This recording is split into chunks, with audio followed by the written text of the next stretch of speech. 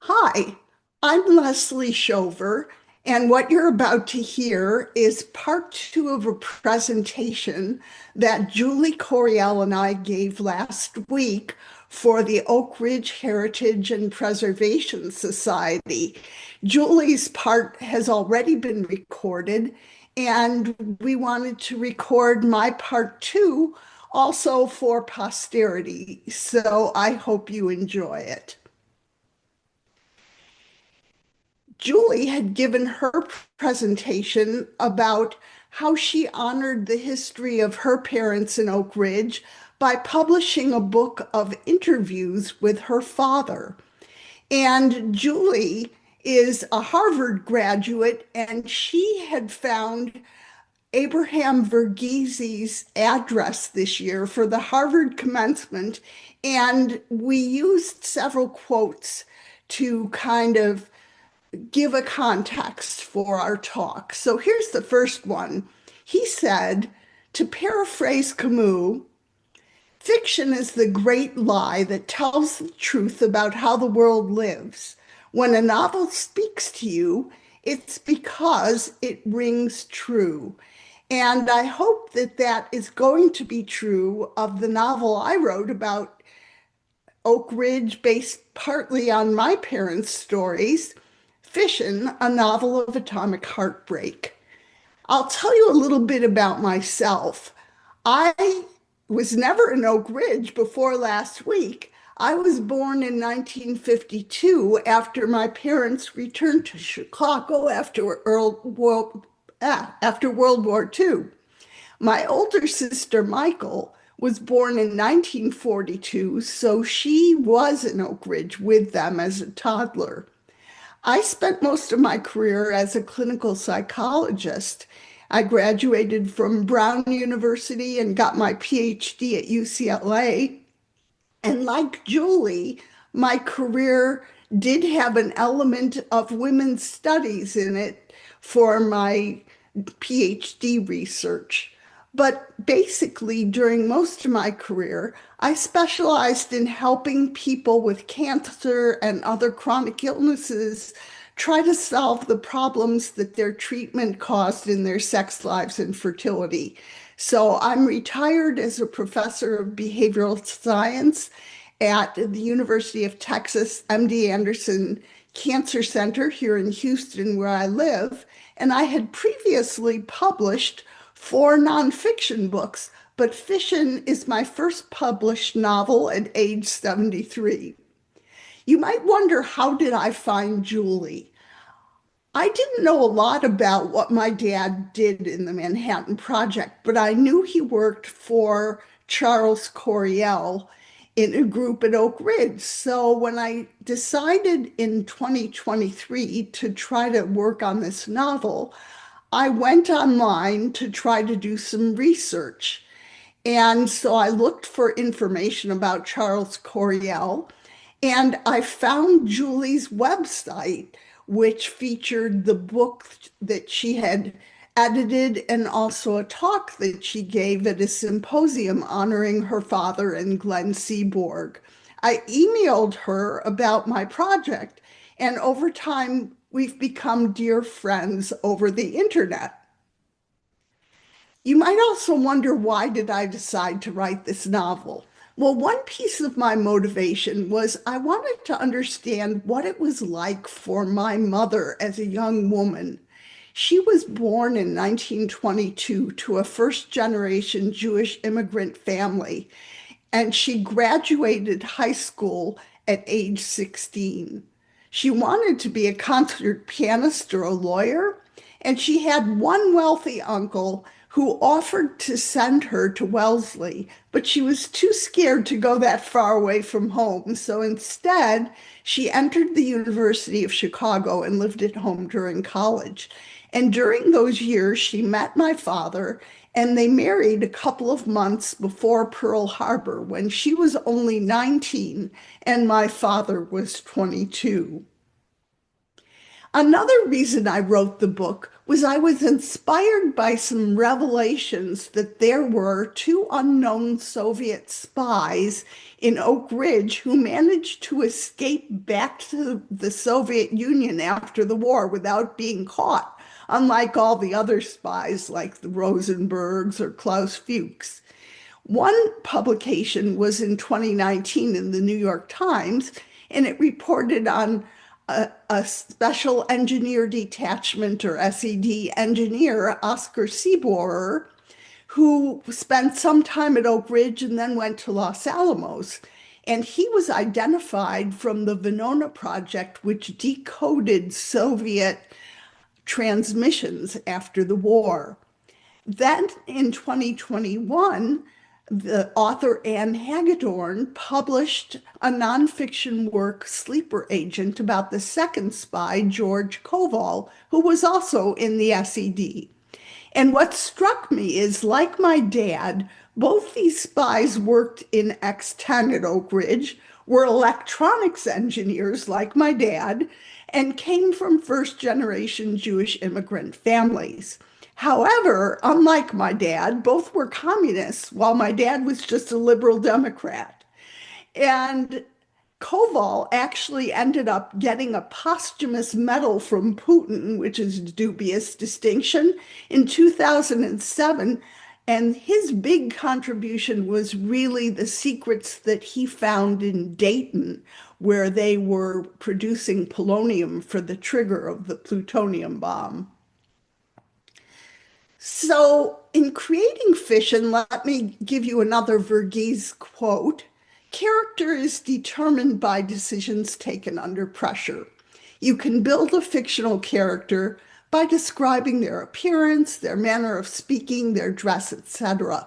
But the moment a character really leaps off the page is when you put them under pressure and they're forced to make a decision. And that speaks to the reason why I didn't try to write a memoir. I didn't have enough information to do that. And why I have a lot of fictional plot elements in my novel. I gave it to a professional editor after I wrote a couple of drafts, and he said, "Are you writing a memoir or a novel? Because a novel needs drama." So Fission is Doris Friedman's coming of age story. She's the young wife in the couple. And the novel talks a lot about her female friendships, one with Betty, a Richmond debutante, the wife, which was based on an actual anecdote that my mother told me. And there's a totally fictional love triangle. So when Rob, the husband in the couple, is exposed to radiation, Doris meets a radiation safety officer, Dave Sokol. And as you'll see, that becomes quite a plot element. So every novel has a little summary, and let me read you the one for Fission. When 19-year-old Doris marries Rob in 1941 and has a sickly premature baby, she trades in her dreams of being a concert pianist or lawyer to become the ideal wife and mother. Within months of their daughter's birth, Rob is recruited to work on the Manhattan Project, and the young family moves to Oak Ridge, Tennessee. Like fission splits an atom's nucleus, Doris's marriage threatens to break her heart in two. She struggles to nurture her daughter while Rob works around the clock. In search of connection, she befriends Betty, a Southern debutante. Despite their different backgrounds, the two women sustain each other through various traumas: Betty's miscarriage, Rob's radiation exposure, and his later attempt to enlist to fight at the front.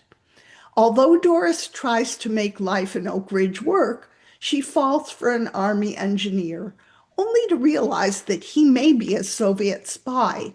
Should she turn him in and risk ruining her marriage?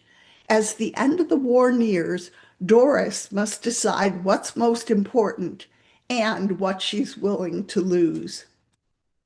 So back to my parents' real story. My parents were Janet and Don Schover, and in early 1943, A friend of theirs who was a physics undergrad at the University of Chicago said that my dad had to meet Charles Coriel because his skills were badly needed for an important war project. So Coriel invited my parents to dinner at his house in Chicago and told him that he had a chemistry group that needed an electronics instrumentation expert. Now, my dad was only 23 and did not have a college degree. He had a year of technical training and some job experience. Somehow, in the course of that dinner, Charles ended up telling both my parents that his group was working on an atomic bomb and had a task to produce the first gram of plutonium. So you might wonder, given the secrecy of the Manhattan Project, was that a true story that my parents told? I believe so, because it fits so well with their other accounts. And they always said that when they came home that night, my mother turned to my dad and said, Don, are you going to take that job? And he said, honey, I don't think I have a choice. So I'd like to read you an excerpt from Fission that is my fictional account of how that conversation might have happened. So let me get up my little reading here. This is part of chapter 3. After a dessert of chocolate pudding, Harrison, which is the fictional name I gave to Coriel, took Rob and Doris to the living room, and Nora Joy, his wife, started to clear the table. Doris offered to help, but Harrison put up a hand to stop her. No, Doris, you need to hear about this too, because if Rob joins our team, he'll need your support. She sat back down. Now, Rob, I understand you're a good friend of Joel Levitt, who's been working with us as an assistant. Yes, Joel and his wife Annette were at the university with Doris. Annette and I go way back, even before high school, Doris added. Did Joel tell you much about our project? No, he said it was secret, but I told him that I'm already doing important war work. I'm designing loudspeakers for battleships so all the men can hear commands. Harrison lit a cigarette and offered smokes to the young couple.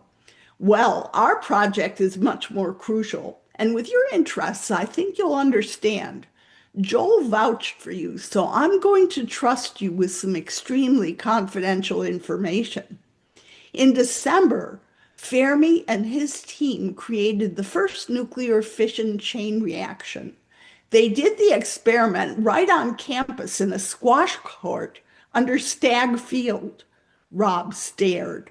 That's amazing, but it sounds awfully risky. It was a small risk, but Fermi was pretty confident it was safe. And the stakes are very high. Doris, do you know what fission is? No, I don't.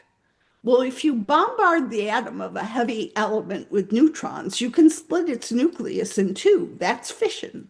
Oh, kind of like breaking the atom's heart. That's one way to think about it. If you split enough atoms, the neutrons keep banging into each other and a fission chain reaction takes off. One broken heart leads to another. Harrison smiled at Doris's metaphor. You're very poetic, like Nora Joy. Before the war, German physicists published work about fission using the element uranium. We've been doing similar research. In peacetime, the goal would be nuclear power for things like electricity. But our mission now is to build an atomic bomb. A fission chain reaction can trigger a tremendous explosion. This bomb will be the most powerful weapon in the history of war. We think the Nazis are also working toward it, so we have to build one first. Doris clutched Rob's hand. Oh my God! The project needs people like you, Rob, to design new instruments, things like radiation counters and ion chambers. My group will be creating the first gram of plutonium. Plutonium? Doris had never heard that word. It can't be from the planet Pluto.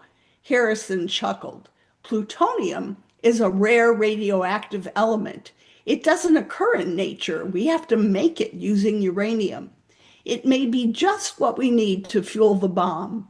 In several months, my group is going to move to a secret town to continue the project. We'd like you to join us, Rob. Doris would have to stay here for a little while, but the government is building like crazy to get the place up and running. It won't be that long before we get housing for your family. You don't have to give me your answer tonight, but I need to know very soon if we can count on you. Rob nodded. Doris and I need to discuss it. It sounds like quite an opportunity. Nora Joy brought them their coats. They thanked her again for dinner and headed out into the icy street. So let me share my slides again.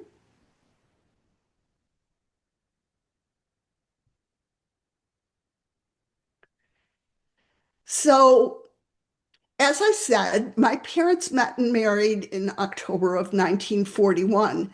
And here is just a little video clip showing my mother and my older sister that must have been just in a couple of months before my mother followed my dad to Oak Ridge. What happened was she saw a quack gynecologist after she got married who told her she was infertile, so they stopped using precautions and she immediately got pregnant, which meant she had to drop out of college with just 1 year to go. She followed my dad to Oak Ridge, leaving my sister with her parents until their house was ready, and then she returned to Chicago to bring Michael to Oak Ridge. She told me about a number of her early Oak Ridge experiences. The first thing that happened was she had to tell my dad when she was coming down on the train from Chicago, and she couldn't reach him by phone. It took her all day and 4 different phone operators, including a supervisor, because everyone kept telling her there was no such place as Oak Ridge. Then, when she got there, they threw her a welcome party in the lobby of the guest house. They had a 1 night pass because they both had to live in the gender segregated dormitories, and even married couples were not allowed to visit each other in their dorm rooms. So my dad was very popular because he was in charge of the Pure Lab alcohol at work, which they used to make creative punch recipes. And while everybody drank punch and chatted in the lobby, the couples took turns using my parents' guest house rooms for a conjugal visit. Then my mother talked about her first time shopping at one of the grocery stores in Oak Ridge. She asked for 6 Cokes, and the clerk said, "Well, ma'am, I need to give you, you need to have empties before I can give you Cokes." And she said, "Well, I don't have any empties. We just moved here." And so he said, "I'll turn my back." And she couldn't figure out what he was getting at. He turned back around and pointed at a shelf of empties, and he said, "I'll turn my back." So she put 6 empty bottles on the counter, and he said, "Here's your Cokes, ma'am." And when they had rung up her groceries, he asked her, "You want them in a poke?" And she was totally baffled. She had no idea that a poke was a brown paper bag. Then one day she took my sister, and you can see in this picture the fancy English pram, which had been a gift from that same wealthy uncle. And it was great for the boardwalks because it had big wheels. So she took my sister to Jackson Square, and she had an errand. It was wintertime, and she ran into the store to do something. And when she came back out, my sister and the pram were gone. And she ran all over screaming, and until someone pointed out that the guard at the bank had taken the pram inside. And she went in, and they said, "The baby was cold. What's wrong with you Northerners?" So that was quite a trauma for her.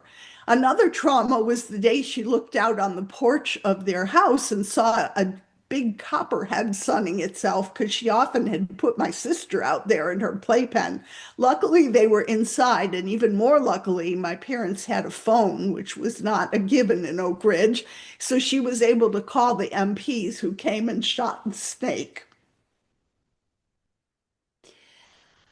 A lot of my parents' stories I thought were, I knew well, but they were skeletons of stories. And in writing a book like this, you have to turn a story into a detailed chapter. And so I'd like to give you a little bit longer reading this time, an example of how I turned one of my mother's stories into a scene in the book.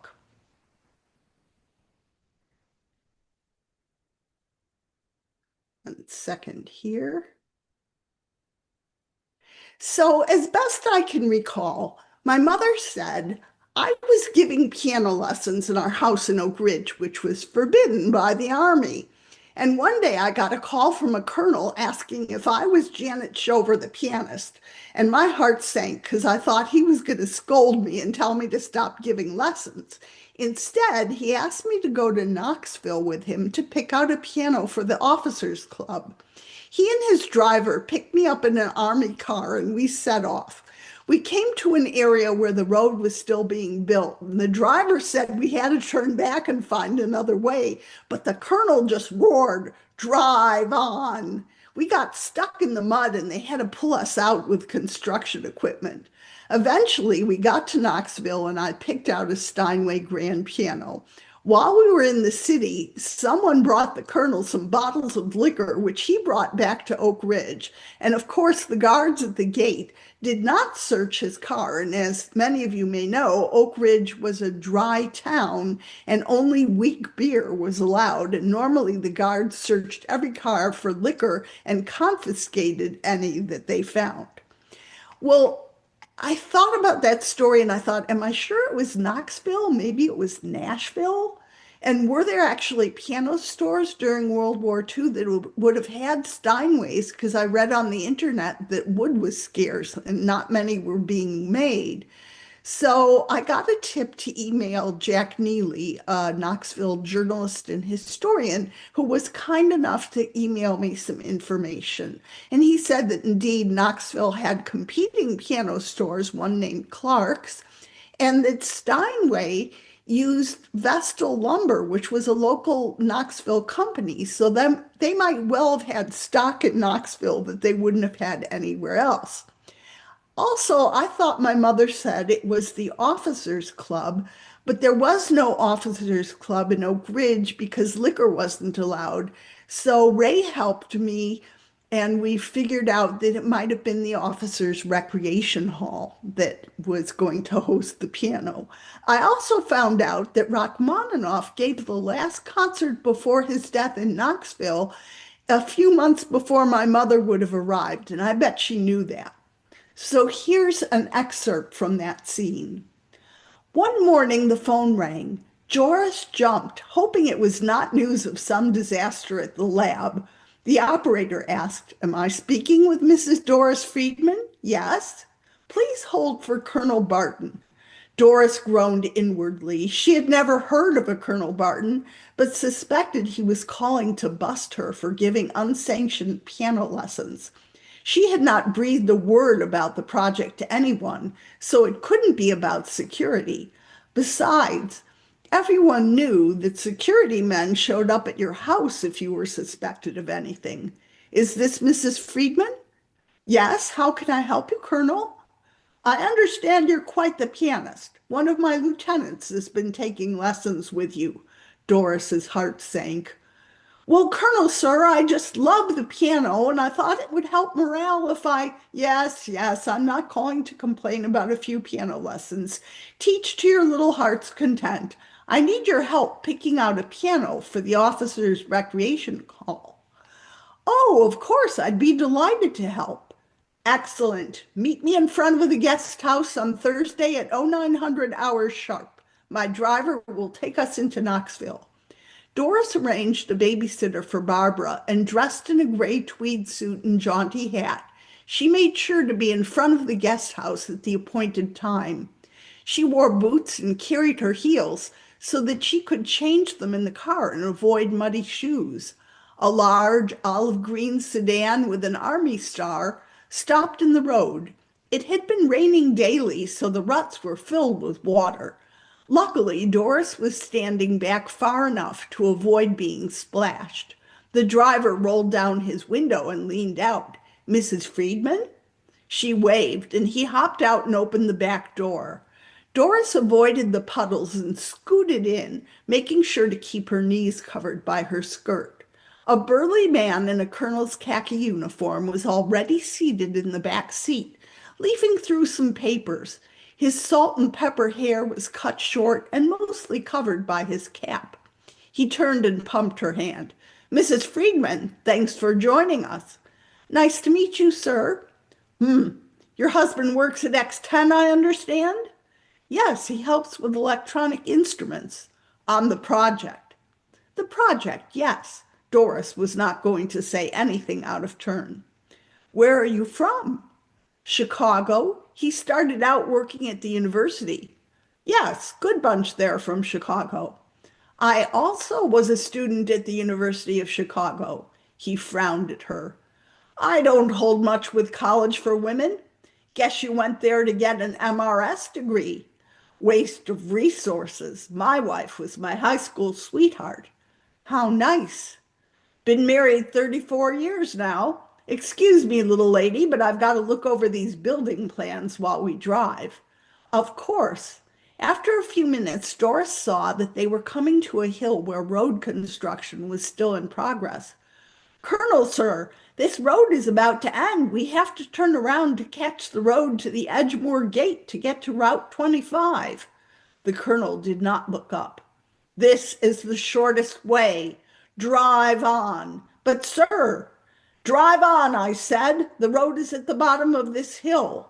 The driver tried to edge down the hill, but the car slid sideways. He pumped the brakes and the car skidded to a stop. When Doris opened her window and looked out, the wheels were half buried in mud. The driver tried to rock the car forward and back, as you might to escape a snowdrift, but they were stuck fast.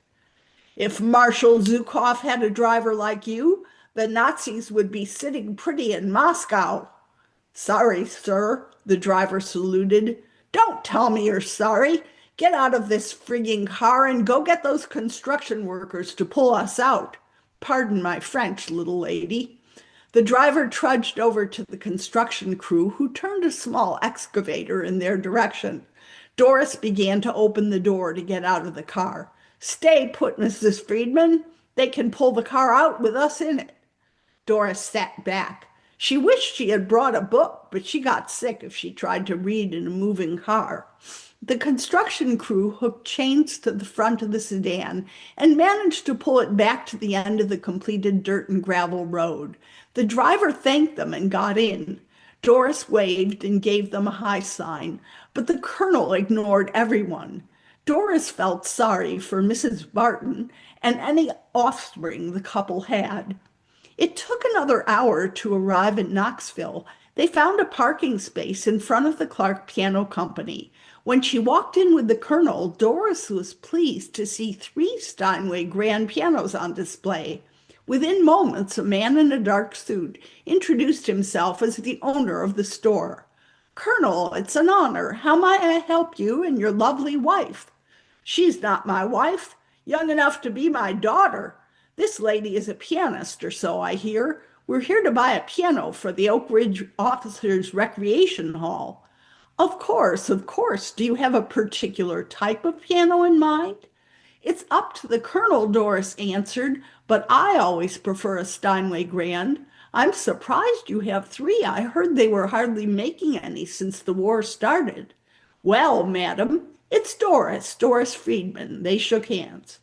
"You may not know that Steinway buys most all of its wood from the Vestal Lumber Company right here in Knoxville, so we have more stock than many other showrooms. Were you here for Rachmaninoff's concert in February?" "I wish I had been. I didn't arrive until September, though." Of course, he played a lame. If only I could have heard him. Was that his last concert before he died? Yes, it was. A great loss to the music world.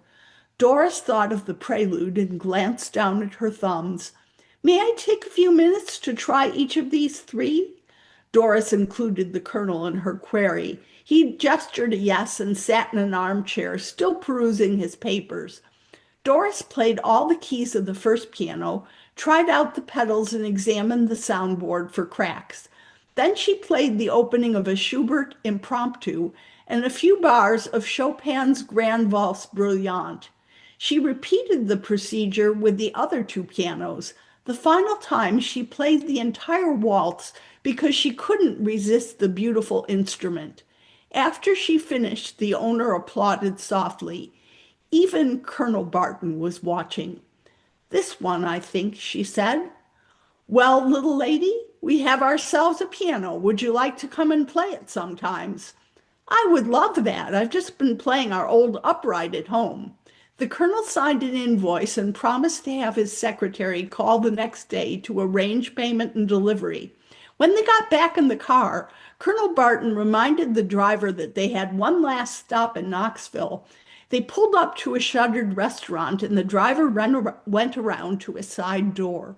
He came back almost immediately with a cardboard box. Doris heard the clink of bottles as the driver gently deposited it in the trunk. She was amused.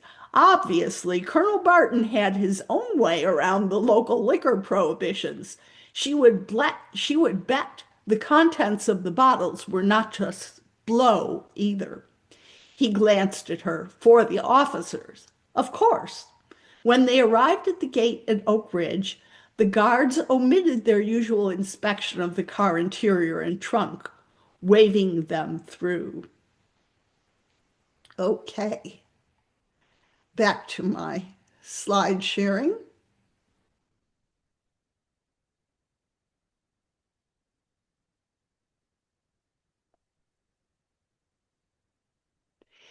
I just wanted to show you the pictures from World War II of both Julie Coriel's Semesto B and my parents' Semesto B, and the pictures I took last week of both of them currently. I think they're both fairly close to the original shape, so it was really fun to see them. Radiation safety was a big deal, of course, in Oak Ridge. And they held radiation safety meetings run either by DuPont or by the SED health safety officers regularly. And the Coriel group, especially Charles Coriel, really hated them. And he always said he tried to preempt problems by doing everything perfectly. For example, he got the Army to build a special hot lab that consisted of four lead-lined rooms with periscopes where they could work at a distance with very hot radioactive isotope samples. Now, one of the principles of working with a sample is that you should never use your mouth on the pipette, the little glass tube that you use to suck up the sample and measure it to mix it with other chemicals. You should always use a bulb, kind of like a turkey baster setup. Now, Larry Glendenin was a very eminent chemist and one of the discoverers of promethium, as Julie had recounted. But he was a little bit of a cowboy when it came to radiation. And he did use his mouth on a pipette and got a mouthful of isotope. And my dad always said that they called that particular isotope the Glendenin cocktail.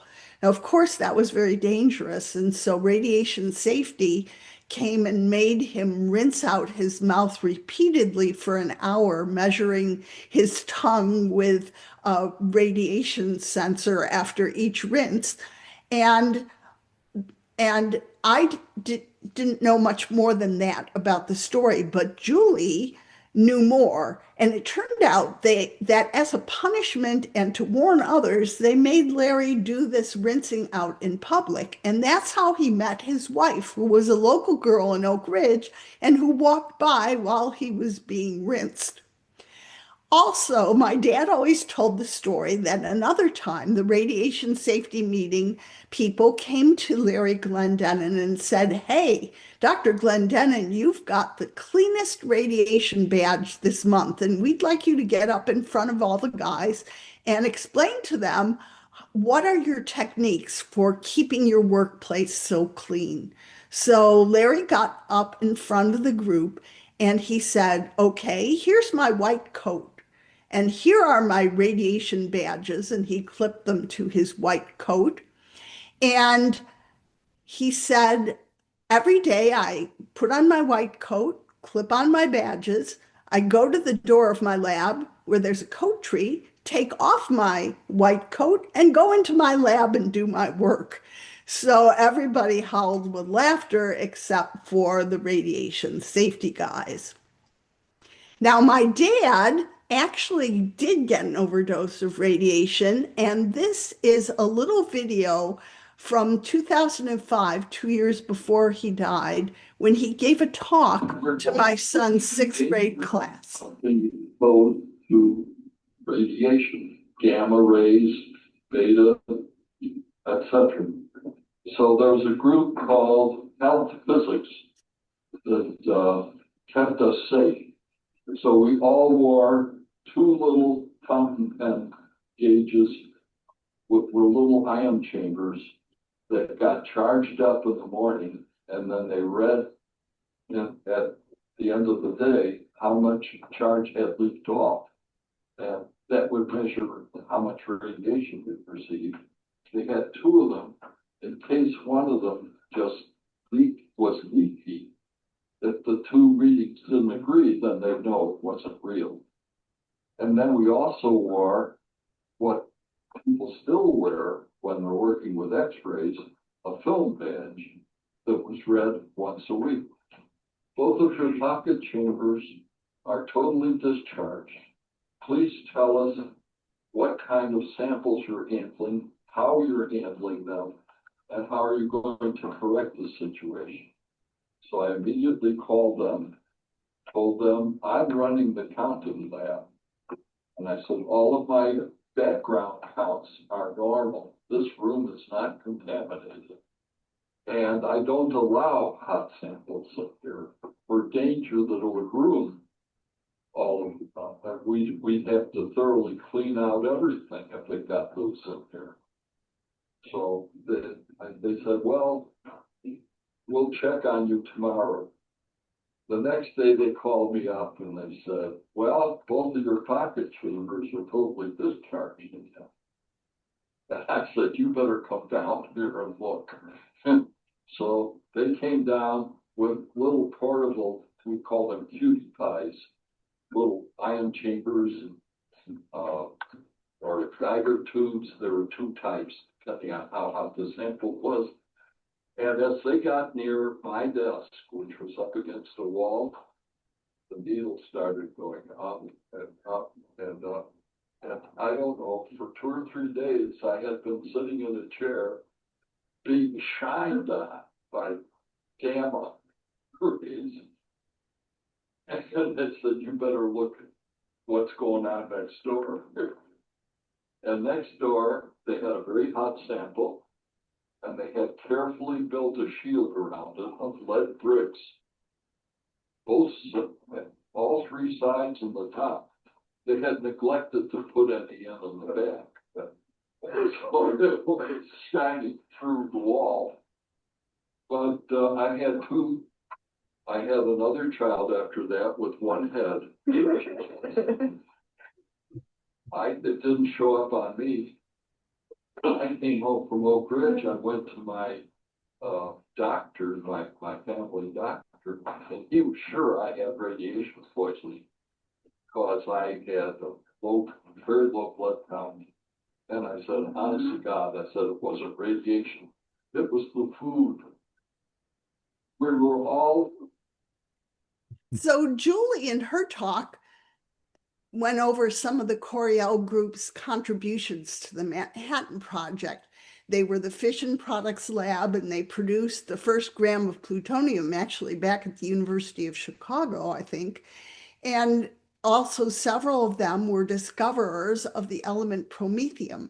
But one of the stories of the Manhattan Project that I don't think has been told often enough is how they produced large quantities of an isotope, barium 140, that was used at Los Alamos to test the trigger of the plutonium bomb.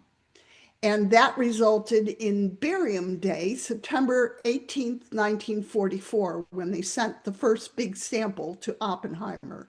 He had called Charles and said, I need a radioactive isotope to test the lenses for the implosion trigger of the plutonium bomb. So, as you may know, there is a round core of plutonium, and in order to trigger an explosion, you have to compress it. And so they had built a system of lenses, and you can kind of see a model of it there in that setup in the photo.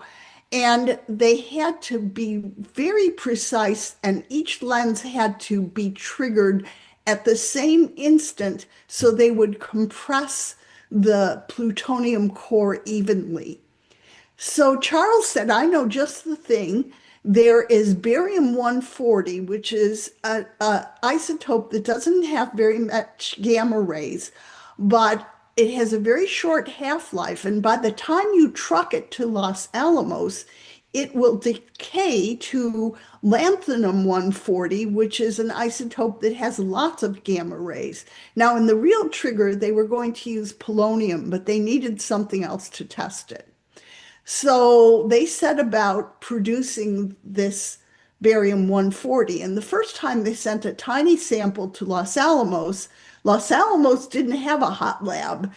They tried to work with it at a distance because lanthanum 140, which they called Rala at Los Alamos, is so radioactive. And they had some kind of a Rube Goldberg system with pulleys and string, and they dropped the sample on the floor. It was in glass tubing and it broke and spilled on the floor. It was so radioactive that they had to take the floor of that room and bury it in a remote canyon somewhere. When they came time to really send them a bigger sample, they had it all ready, and there was a flatbed truck with a big lead-lined casket that was going to be used to truck under armed guard this sample to Los Alamos from Oak Ridge. And they washed the tubing out with water, and they put the sample in a titanium cone. But when they measured it, there was only about a tenth of what they expected. So they panicked. The truck is waiting, and Charles is taking his wife, Grace Mary, to dinner for her 30th birthday. And Lawrence Glendenin was at the movies with his fiance. So they called my father, and they called the two of them as soon as they got home to come to the lab. And Glendenin figured out that you needed acid to wash the Rala out of the tubes. And when they did that, it was all there, and they were able to truck the cone to Los Alamos.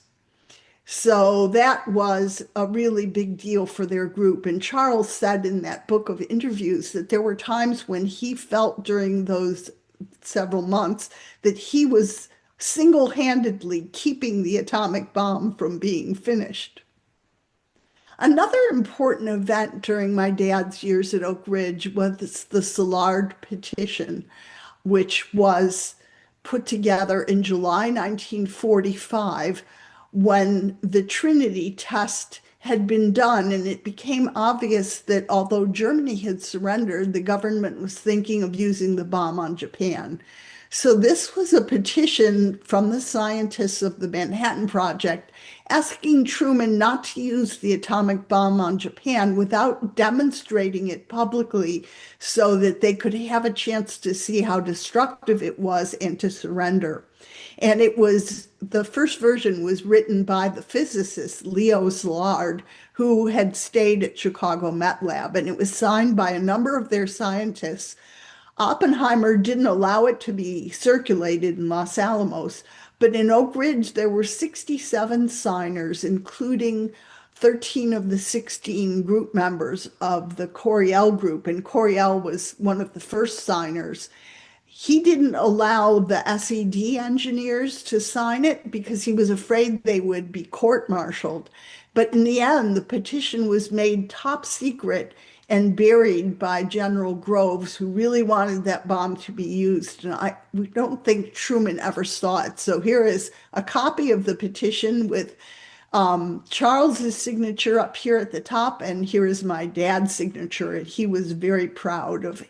He said he was probably the only person without a college degree on that signature list. So, towards the end of his life, my dad gave talks to senior citizens groups about his work on the Manhattan Project. And of all the things he did in his many long years of his career as an electronics and systems engineer, it was, I think, the most meaningful thing for him. And of course, there were both good and evil outcomes. When I was 17, the films of the injuries of people at Hiroshima and Nagasaki was declassified and shown on public TV, and I watched it with my dad. And I remember asking him, Dad, how do you feel having worked on that? And he said, you have to realize that when we started, we thought the Nazis were working to get the bomb, and we had to get it first to win the war.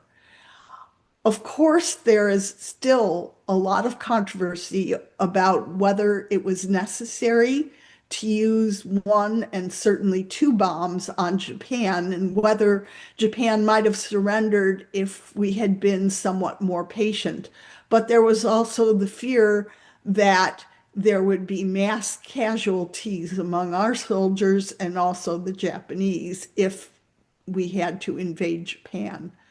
But I think one of the things about the Manhattan Project was the incredible science and the industrial building and leadership that it took to do this project in 3 short years. Even today, when we say something needs to be done and is a huge project, we say it needs a Manhattan Project.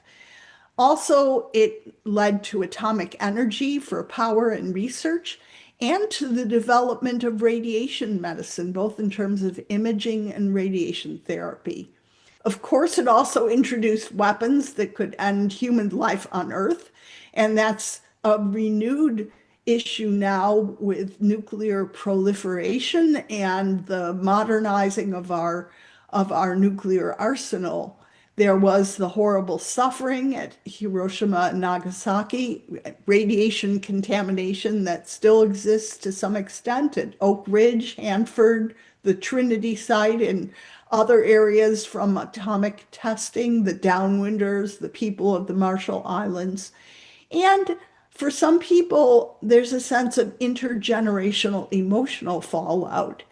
And many of you may know the work Half-Life of a Secret by Emily Strasser, where she talks very eloquently about her family and their involvement with the Manhattan Project.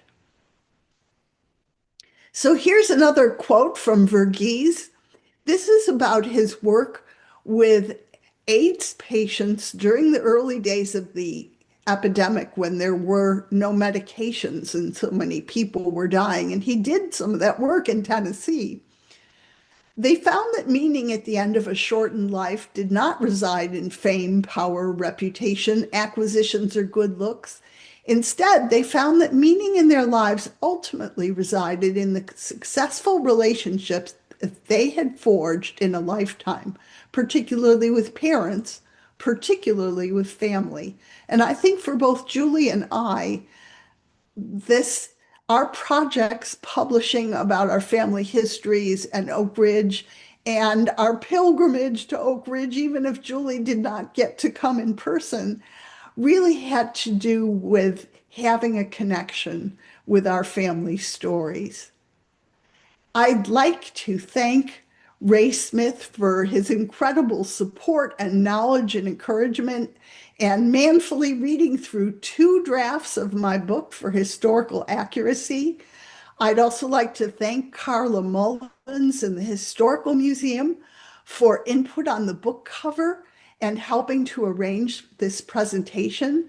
I'd like to thank Jack Neely, the Knoxville historian, for the piano information, and of course the Oak Ridge Heritage and Preservation Association for this opportunity to talk to all of you.